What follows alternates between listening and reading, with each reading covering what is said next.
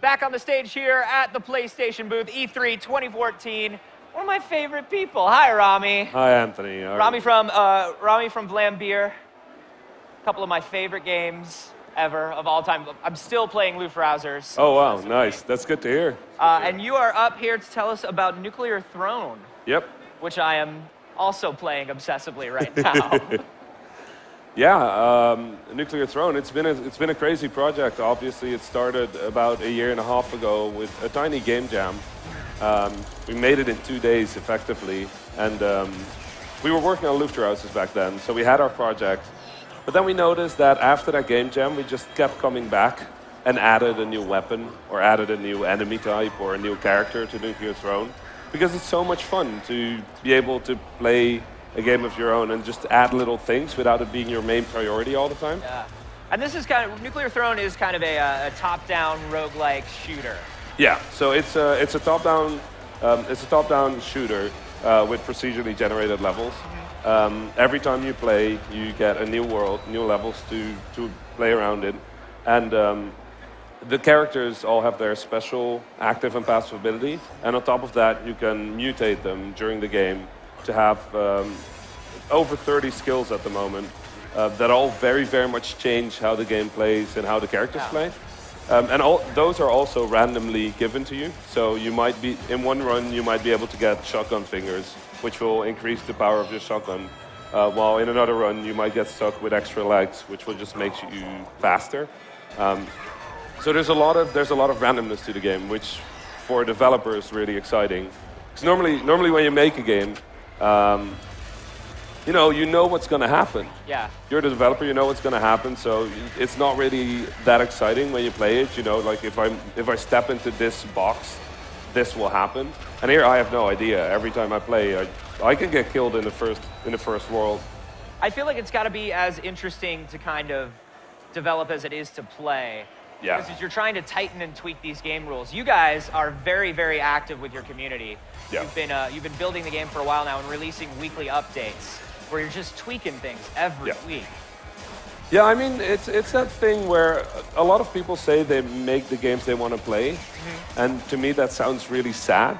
It's just like you're the only person that's not going to be able to properly enjoy them because you're making it, right? For you, it will always be something that you're working on rather than something you can play. Yeah. So at Vlambeer, we've always really focused on making games that are fun to make and that we just enjoy putting together. And Nuclear Throne is very much one of them. Well, one of the things that I like about you guys is a couple of your games, you just sort of take on genres that you don't necessarily love. Genres that you kind of are like, why this? Why do people play this? This feels broken. You took on a fishing game, having never fished before. Yeah.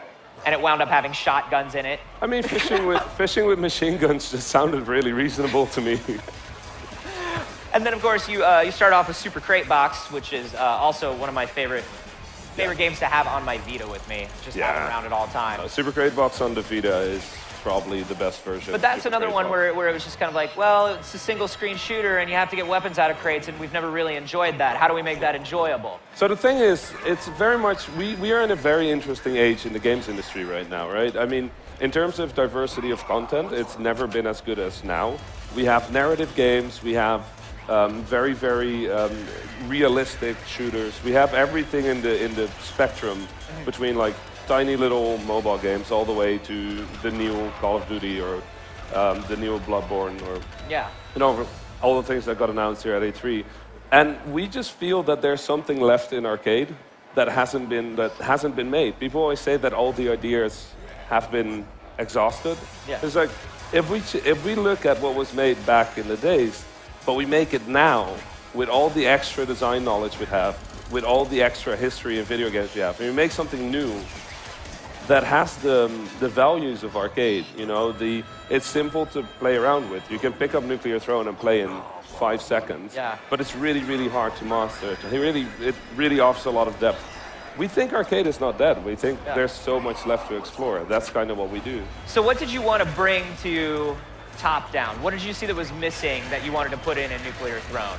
I mean, we really felt that in terms of procedurally generated games, the focus tends to be very much on games that are slow and thoughtful that allow you to process your action. Roguelikes are traditionally turn-based. It's where you have a lot of time to think through. But even games that we absolutely love that sort of play with the roguelike genre, like Spelunky, are still relatively thoughtful games. You get to sort of plan out your moves and figure out what you're doing.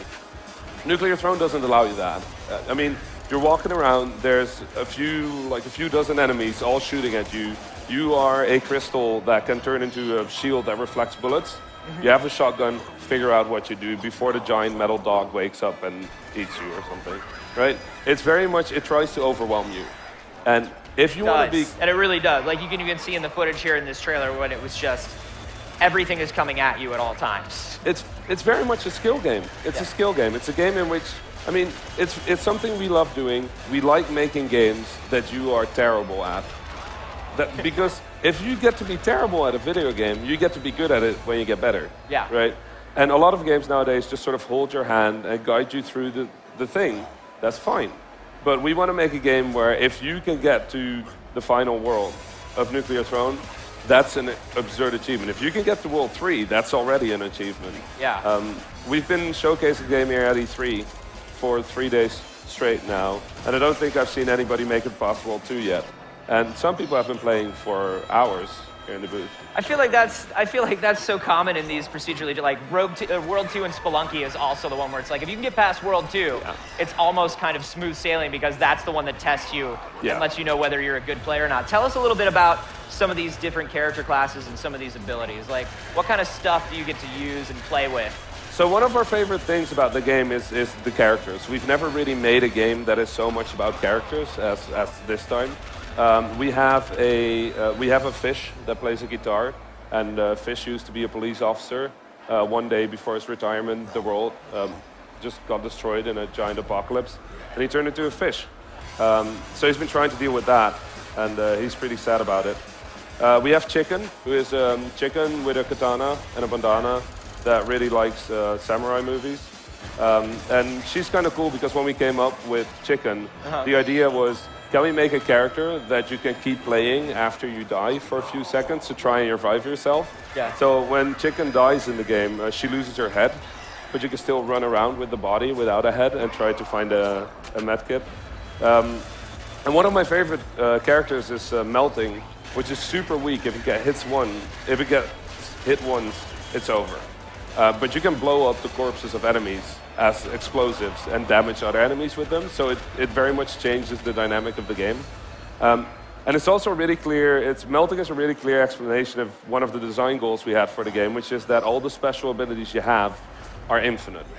So they're not things that we limit with mana or with energy or with cooldowns or whatever. Like those are very much very game things, very game-like things, and we wanted to try something new. So all the special abilities in this game are infinite, but they all come with an advantage and a disadvantage. Or they use something that is already in the game to decide whether you can use it or not. So in Melting's case, you can blow up corpses, but once you blow them up, they're gone, so you can't blow them up again.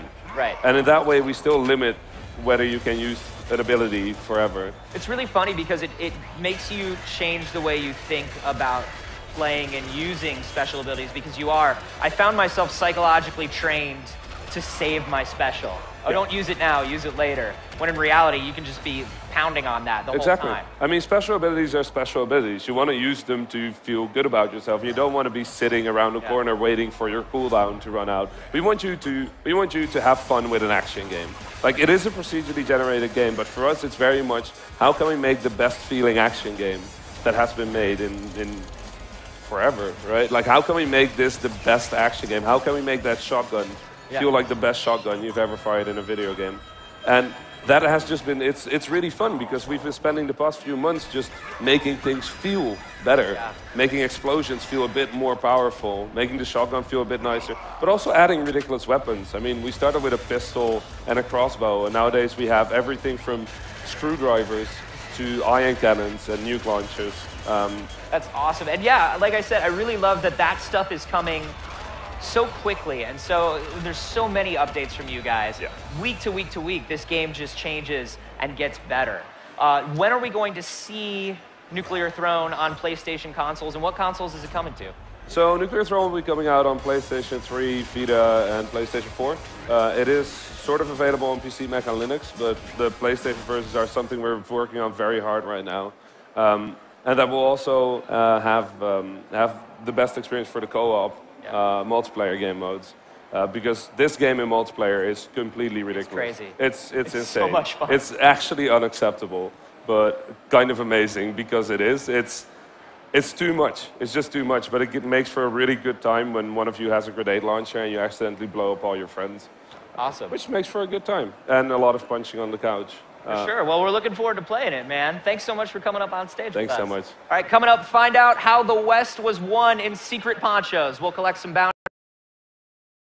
PlayStation